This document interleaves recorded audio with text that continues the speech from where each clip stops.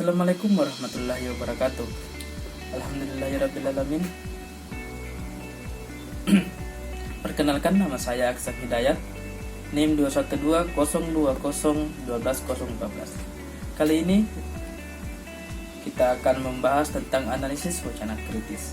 Sebelum kita terlalu jauh membahas tentang analisis wacana kritis, ada beberapa hal yang harus kita ketahui terlebih dahulu, yaitu adalah bahasa. Yang pertama adalah bahasa. Bahasa adalah kemampuan yang dimiliki manusia untuk berkomunikasi dengan manusia lainnya menggunakan tanda, ya, misalnya kata dan gerak.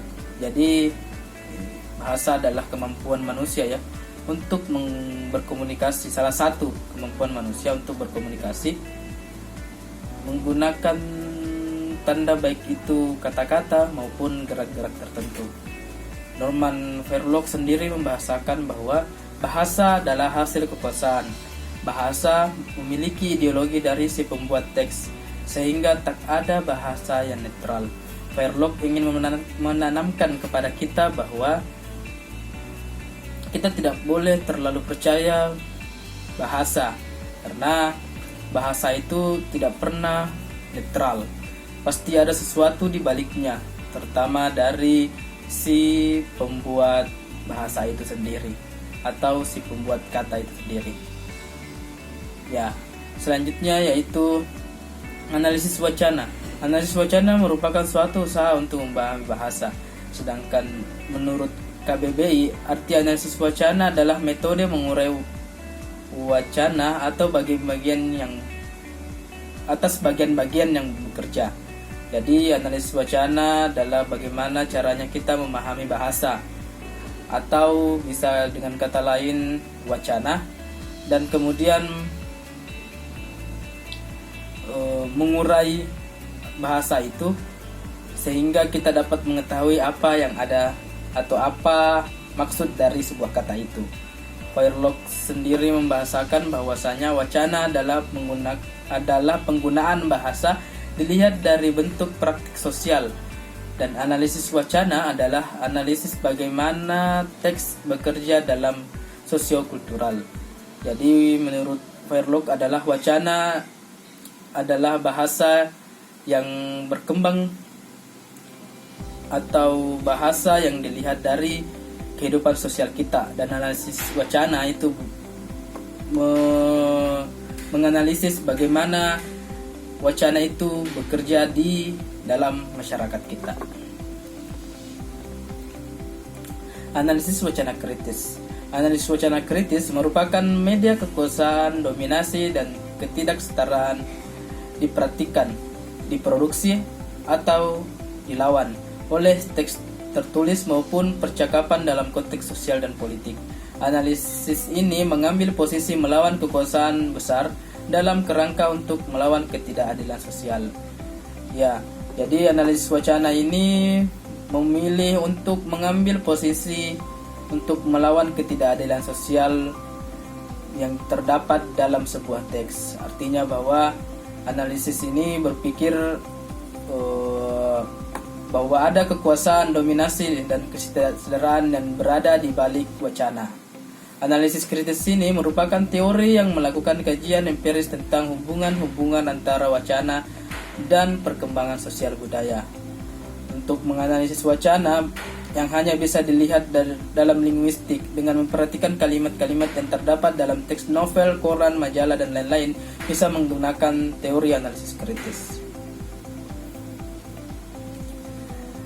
Tadi dijelaskan tentang apa itu analisis kritis, sehingga kita bisa ketahui bahwa paradigma analisis kritik itu fakta merupakan hasil proses pertarungan antara kekuasaan ekonomi, politik, sosial yang ada dalam masyarakat. Ya, tadi di atas jelaskan bahwasanya banyak kekuasaan-kekuasaan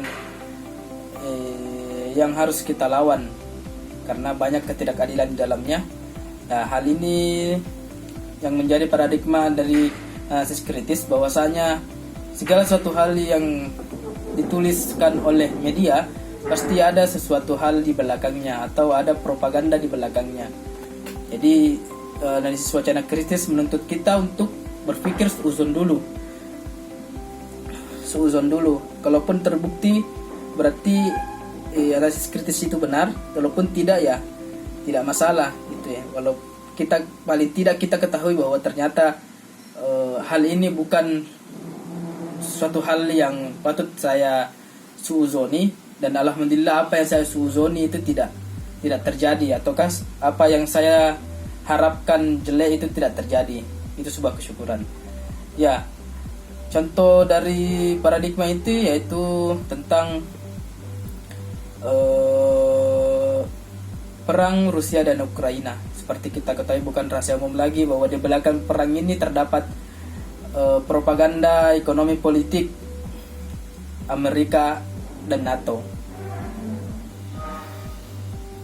Ya, dalam menganalisis teks, saya memilih untuk menggunakan pendekatan Fairlock karena merasa bahwa analisis ini cukup mudah dan cukup lengkap buat saya. Dia membagi menjadi 3 dimensi, yaitu pertama dimensi tekstual, meliputi adanya kohesi dan koherensi, tata bahasa, diksi, intertekstualitas atau keterkaitan antar teks, dan interdiskursivitas. Yang kedua adalah dimensi praktik produksi teks, meliputi produksi teks, penyebaran teks, dan konsumsi teks. Yang terakhir dimensi praktik sosial budaya, yaitu makrostruktural, meliputi situasional atau waktu dan peristiwa. Selanjutnya adalah institusional atau pengaruh institusi. Yang terakhir adalah sosial, yaitu pengaruh politik, ekonomi, sosial. Salah pengetikan ini sosial di masyarakat. Kali ini kita akan mempraktikkan analisis wacana kritis pada koran. Ya, sebelum kita praktekkan ke dalam koran, kita harus tahu dulu apa itu koran. Koran adalah surat kabar. Koran atau surat kabar adalah salah satu ragam dari ruang lingkup jurnalisme cetak. Surat kabar adalah lembaran tercetak yang memuat laporan yang terjadi di masyarakat dengan ciri terbit secara berkala, bersifat umum, isinya termasa dan aktual mengenai apa saja yang di mana saja di seluruh dunia untuk diketahui pembaca. Ini menurut Effendi. Dan sekarang di zaman modernisasi seperti sekarang ini, koran juga bertransformasi mengikuti perkembangan zaman. Kini koran tidak hanya didapatkan dalam bentuk lembaran saja, namun kini koran juga bisa dilihat dalam bentuk virtual. Jadi saat ini koran tidak hanya dalam bentuk kertas saja, tapi juga telah masuk ke jenjang internet. Ya, kali ini kita akan langsung ke praktiknya, yaitu saya memilih tentang berita pria 63 tahun menikahi gadis muda dengan mahar 700 juta dan umrah keluarga. Kenapa saya memilih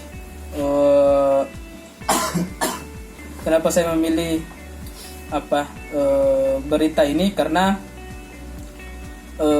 ini merupakan berita yang lumayan viral ya.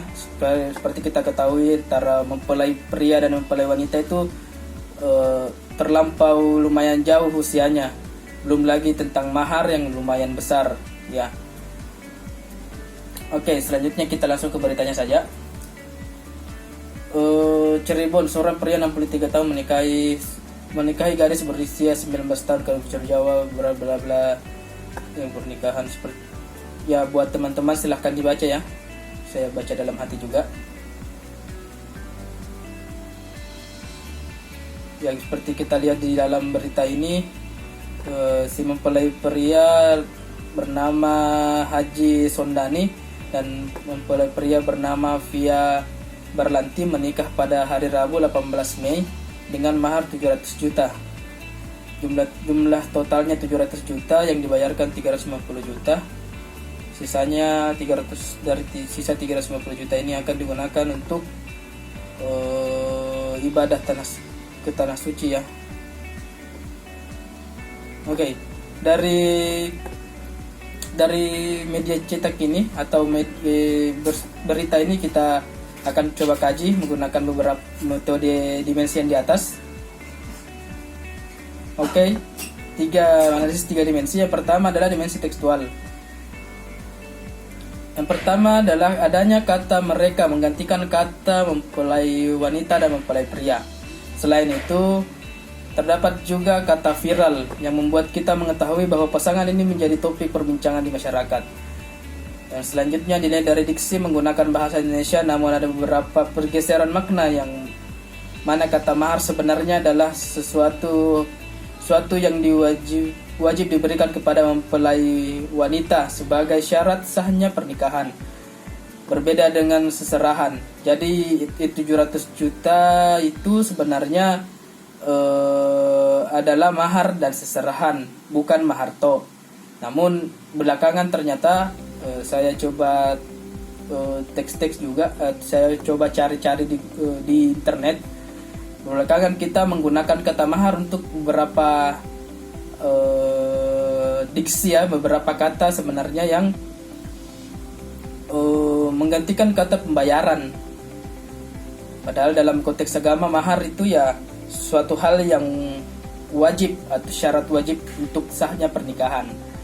Ya, selanjutnya dinilai dari intertekstualitas adanya metadiskursi yang mana pernikahan beda usia yang terlampau jauh itu hal yang sangat jarang dijumpai di masyarakat, apalagi dengan mahar yang sangat fantastis.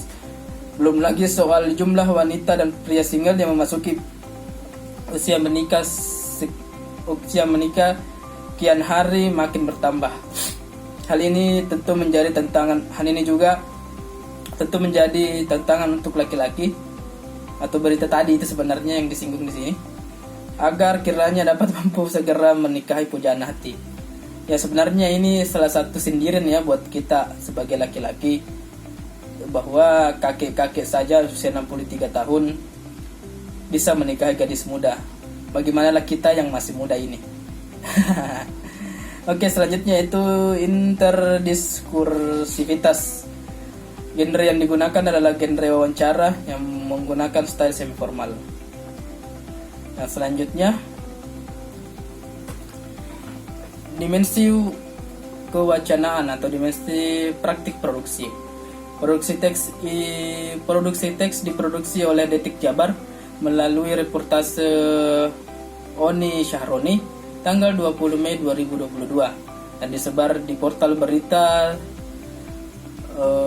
Detik News Jabar melalui redaksi. Ya. Selanjutnya yaitu distribusi. Teks didistribusikan melalui jaringan internet dan yang di-upload ke situs www.detikjabar.com ya, detikjabar.com ya.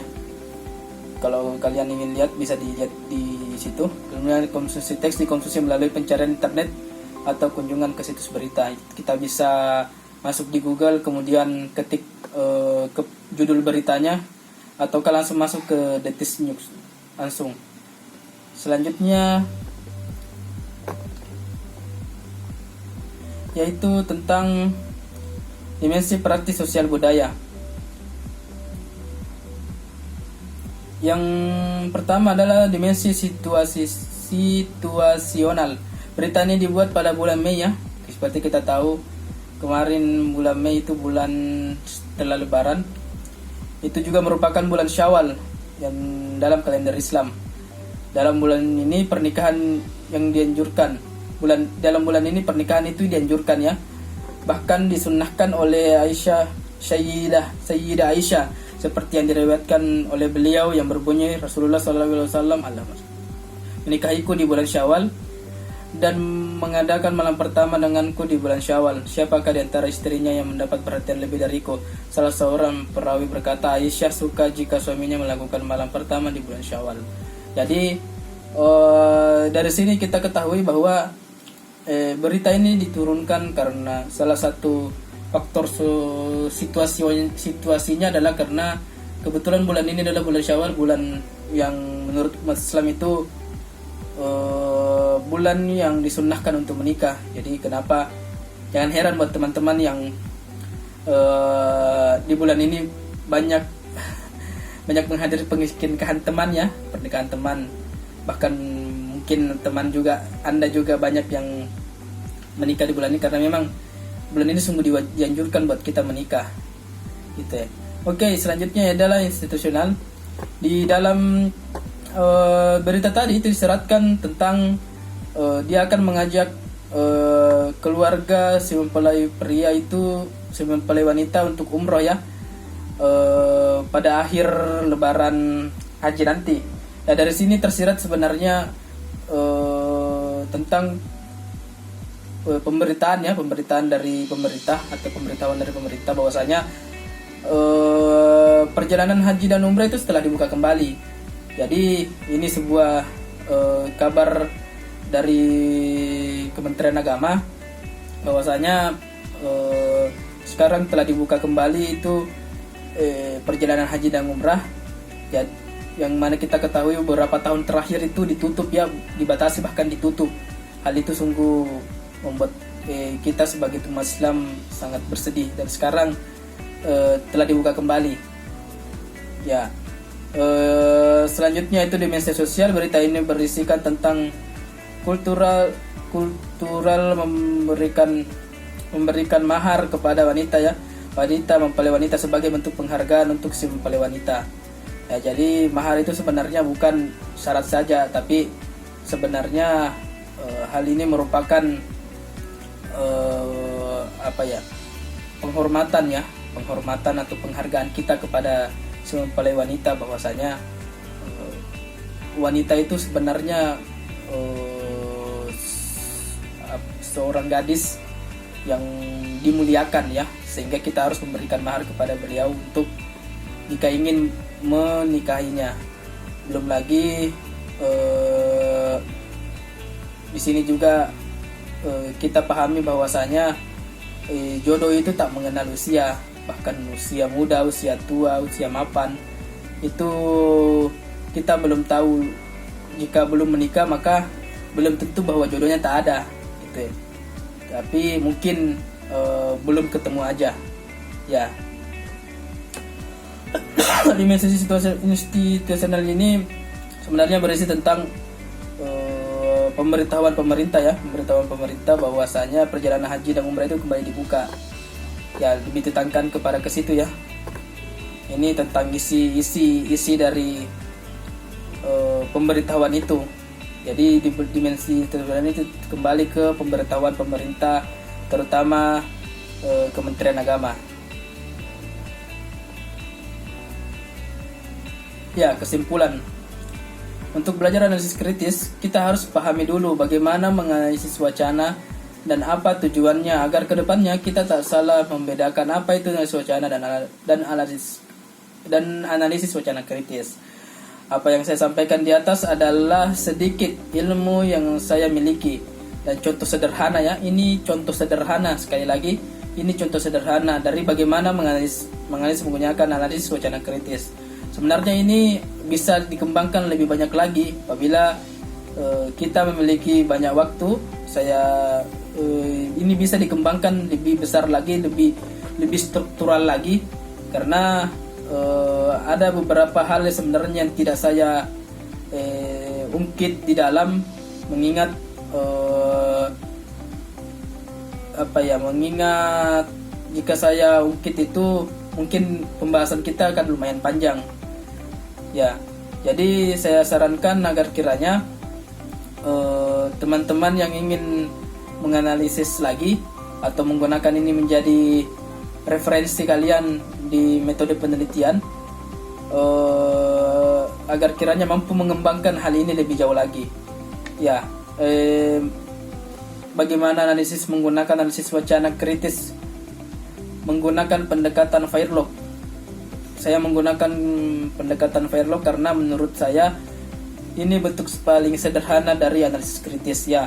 Saya menggunakan ini karena 3 dimensi ini sudah mencakup semua ya, sudah sangat lengkap sebenarnya di dalam, dan saya pikir bahwa analisis ini mudah dipahami buat teman-teman, yang apalagi buat yang pemula. Hal ini sangat-sangat mudah untuk dipahami Jadi saya sarankan memang jika teman-teman ingin menganalisis wacana, menggunakan analisis wacana 3 dimensi ini. Dan yang terakhir adalah saran untuk yang menonton atau membaca ini agar kiranya ini jadikan salah satu referensi, bukan referensi utama, karena saya rasa hal ini sangat jauh dari kata bagus dan memiliki banyak kesalahan, sehingga teman-teman yang mengetahui kesalahan dari penjelasan saya, tolong kiranya agar ditambah atau disanggah ya, agar menjadi referensi sendiri buat saya dan bisa menjadi bahan diskusi atau bahan untuk penjelasan selanjutnya. Oke, cukup sekian. Lebih dan kurangnya mohon dimaafkan. Nun wal kalami wa ma yasturun. Assalamualaikum warahmatullahi wabarakatuh. Dadah.